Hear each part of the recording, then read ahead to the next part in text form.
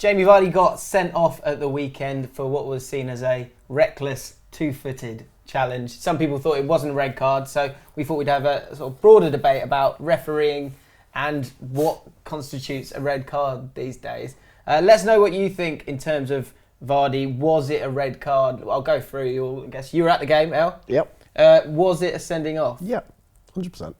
He's gone in two-footed off the floor. I mean, so some people tried to say, yeah, he was knocked off balance by Glenn Johnson. Knocking him off balance didn't make his other leg come off the floor. But it didn't make his other leg come off the floor and go into the challenge. The natural thing to do there would have dropped your leg behind your body and go in with 1 foot.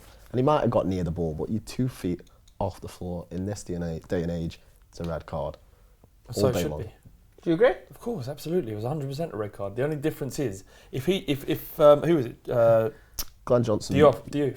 Oh yeah, he tackled Diouf. Glenn Johnson knocked him as he went into the challenge. Yeah, so if Diouf was a foot in front of him and he hit his standing leg, snapped, his leg would be snapped and he'd be out for a year. The fact is, and this is the letter of the law, if you lose control when tackling, it's a red card.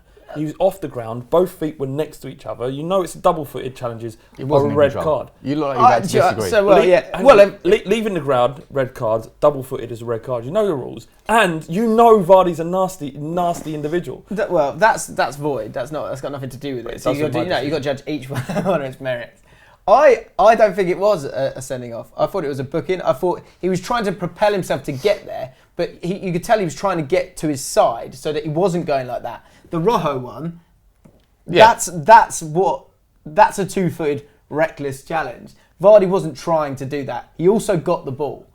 We've got to this point now where it doesn't matter if you get the ball or not. It's just your intentions a bit. I think it's well over. He clearly wasn't in control of himself when he lunged into that ball. I don't know if it's lunge. This is the words reckless lunge. I don't think it was reckless. It was a reckless lunge. He was flying. He left the air for at least a second. He left the ground.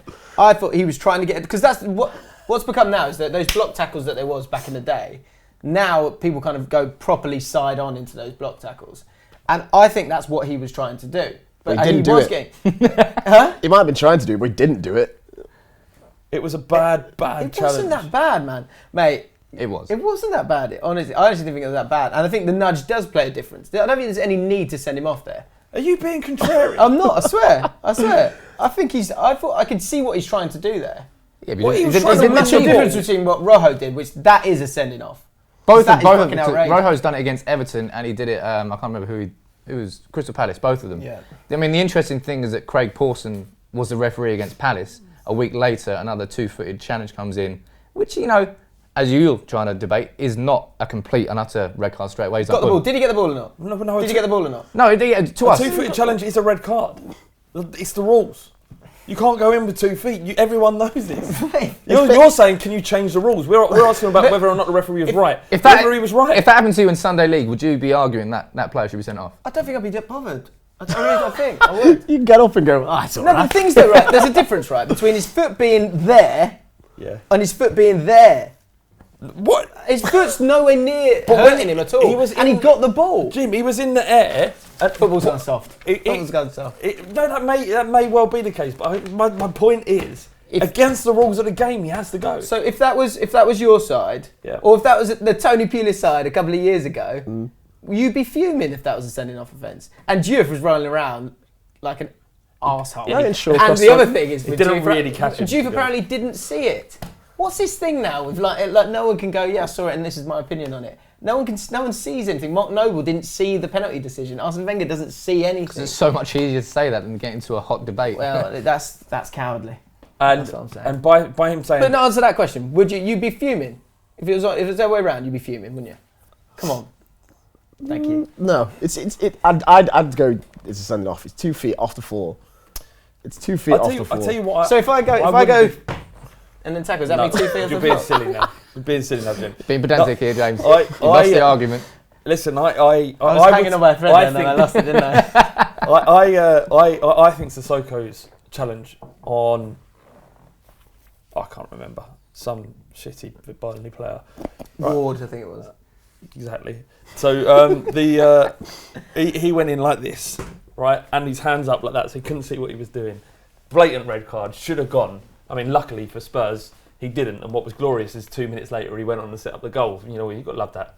Yeah, I love a goal you don't deserve. That's the best. Certainly against your rivals like Arsenal, you get a penalty you don't deserve and then score it. But I feel like those ones are much worse than if you can control that other kind of tackle. I think the reason I'm saying is because I used to make that. I would make that tackle, but I would make sure that I was hitting the ground before I got near the ball, and that's what I thought Vardy was doing in that instance. But Sissoko, when you're going out like that, it's clearly you know what you're doing there. So what's the problem? What's the problem? Is the problem with referees? You think they should change the rules to make it more? You're allowed to leave the ground when you tackle? I think it's impossible for referees now. I think it's completely impossible because you kind of no one has a clue. No one knows. I would say the referees don't have a clue. But when it comes to I'm not saying that. No, but when it comes to 2-footed challenges, it's a pretty clear-cut line. If it's 2 feet, it's a red. That wasn't a difficult decision. That wasn't a hard decision for him to make. I thought that was. I mean, harder decisions are like Sane against Arsenal. Is he offside? Isn't he offside? That split decision where you have to actually do it down the lens. They're hard, and then you can understand the human error. Do you think that refereing? Here's 2 questions. Has refereeing got harder? It gets harder when there's more rules to have to contemplate constantly. Yeah. And it's harder at, say, the start of the season when you introduce a new change and they have to get the grips with it. And Stoker having a man sent off or penalty every week for just pulling in the box when that was introduced this season. So it does get more difficult, but there's also, aides coming in all the time to sort of assist them in some way. Goal line technology. Goal line technology. You've got the FIFA Club World Cup this week where they've been using video assistance. Well, that's my next question. Do you think referees have got better? No. I think they have. I find myself talking too much about the referee after games. I don't know whether that's because of football shit. I don't get that. That stuff winds me up when people whinge about the referees. It's everybody has decisions go against them. There is no such thing as referee bias. It's nonsense. It's a waste of time even talking about it. And we got the Arsenal video, and we're going to be talking about Arsene Wenger and his response to that kind of thing. But it's ultimately a waste of time. It's like remonstrating against a referee because he's given you a yellow card. You're wasting your time. You're being selfish. You're wasting everyone's time. But you've got to understand people's frustrations. Then keep it inside. Be an adult. Just get on with it and stop being a little dick. Really? Yeah. I felt like that was clearly directed at me. No. It's a shame. No.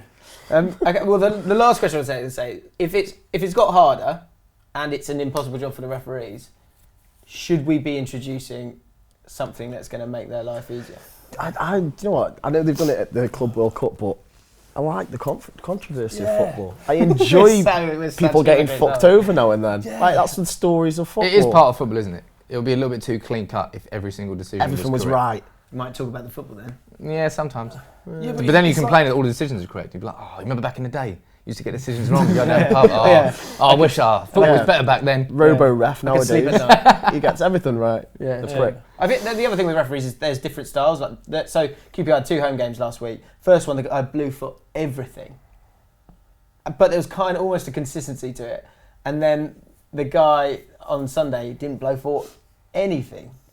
And so that's I don't know if that's a problem or not, or that's maybe a nice part of it, that you have different guys and different people see things differently. I wonder if it's surely with the technology that we've got now, it would, and it'd be interesting to know what people think about this one. That there's got to be ways of introducing that to make it quick, accessible, and easy, and get more things right. Surely people want. So you don't want more things right? If it was for Stoke, yeah.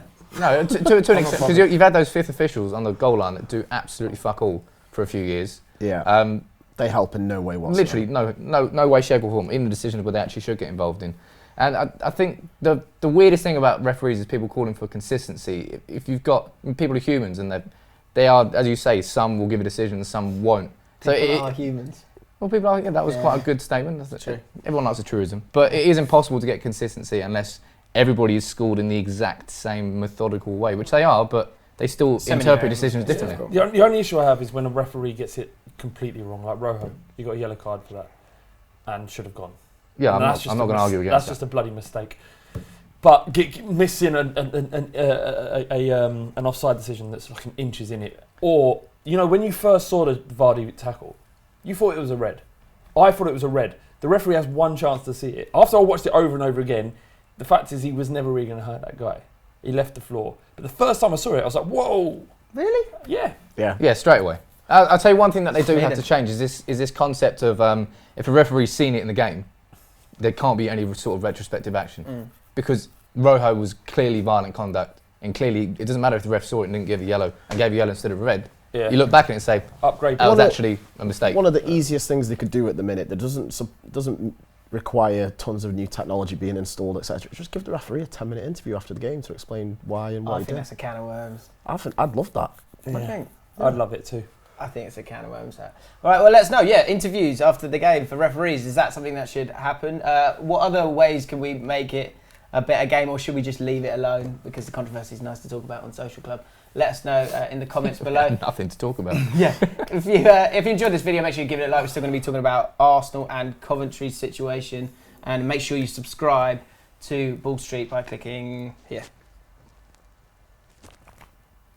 Because that's where it will be.